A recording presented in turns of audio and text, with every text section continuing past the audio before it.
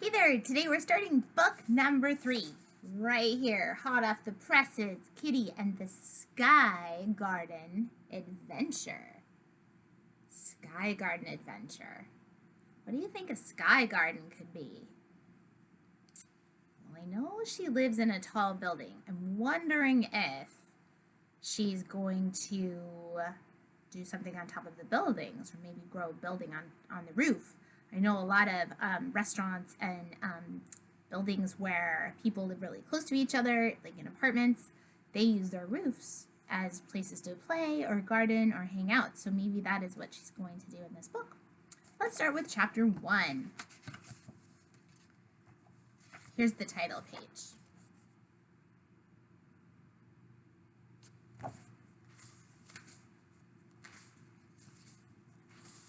Chapter 1.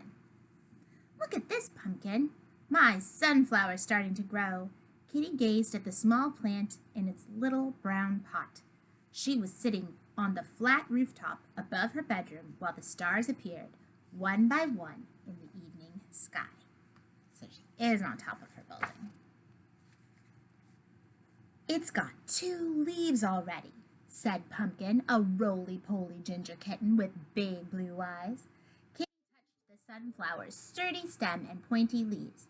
I'm definitely putting sunflowers into my design for the new school garden. I just wish I had a few more ideas. She frowned thoughtfully. Kitty had been delighted when her teacher had told the whole class about the competition to design the new school garden.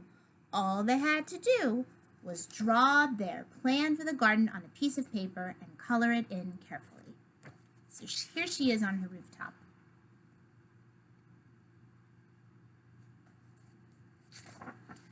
Her teacher had also said they could try growing a plant for the garden right away. Kitty had chosen a sunflower because she loved their beautiful round faces and flume-like petals. Kitty gazed at the sunflower and tried to imagine a new school garden. It was hard to know where to begin.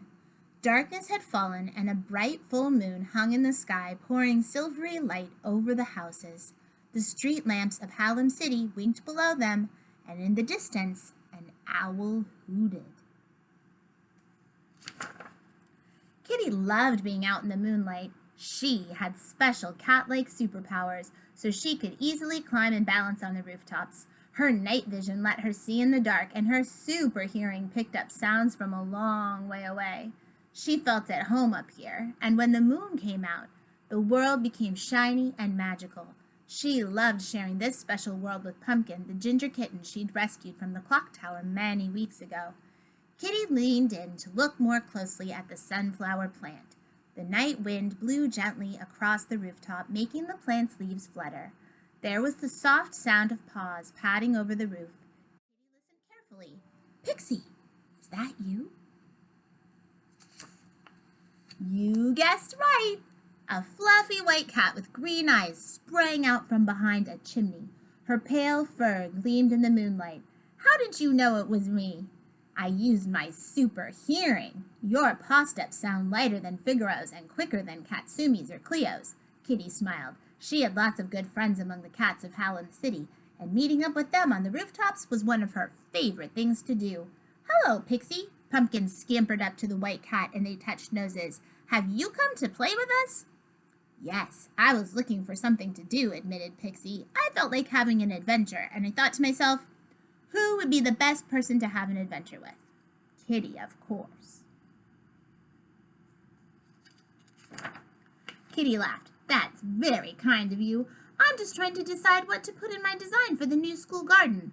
I'd love to win the competition, but I'm not sure what to draw. Pixie blinked thoughtfully and swished her snowy tail. I've heard of a place across the city with an amazing rooftop garden. Hardly anyone knows about it, and no one ever goes there because the old cat who guards the rooftop is so fierce. Maybe we could creep up to take a look. It might give you some ideas for designing your school garden. But what if the old cat catches us? Pumpkin's whiskers quivered. We'll have to be quiet and sneaky. That's what makes it an adventure. Pixie jumped onto the chimney, her green eyes glittering with excitement.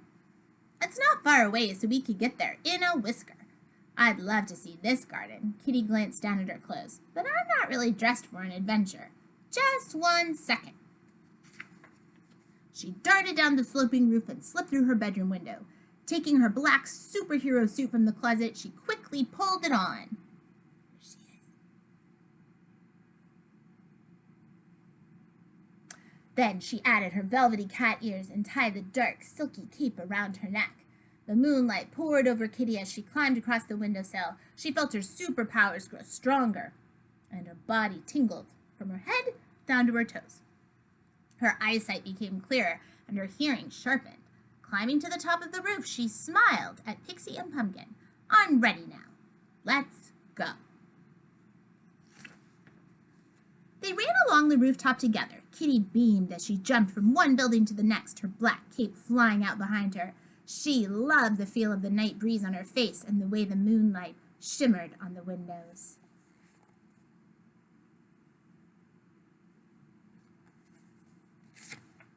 The breeze grew stronger, rocking the trees in the park as they passed by.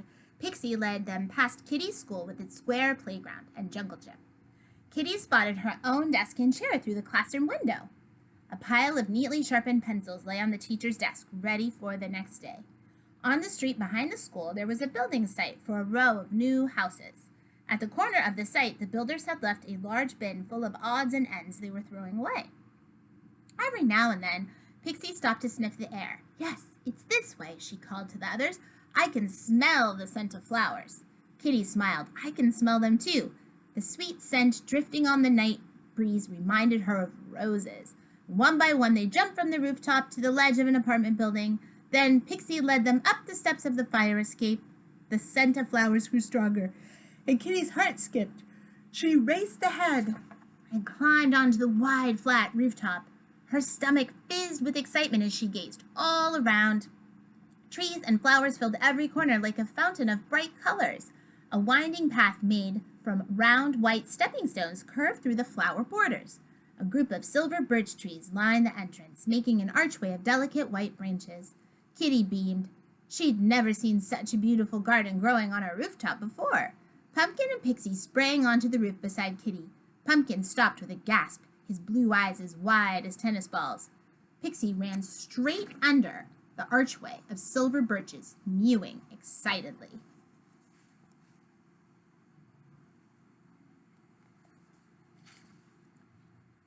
I'm so glad we found it. This place is amazing. It's wonderful. Kitty stepped under the archway of trees, gazing upward. She saw the stars sparkling brightly through the web of branches and leaves. She walked on, and a cluster of tall, bright sunflowers caught her eye.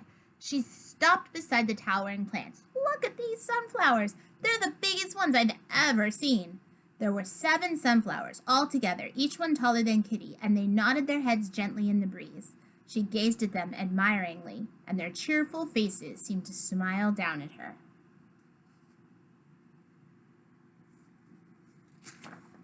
She reached up to touch the nearest flower. The golden petals were silky smooth around the rough black center. Kitty tingled with excitement. There was something special about this garden. The plants were so perfect. They looked as if they were grown with magic. And that is the end of chapter 1. Do you think that this is a magical garden? Sounds pretty magical. I guess we'll have to wait until tomorrow to find out. See you then.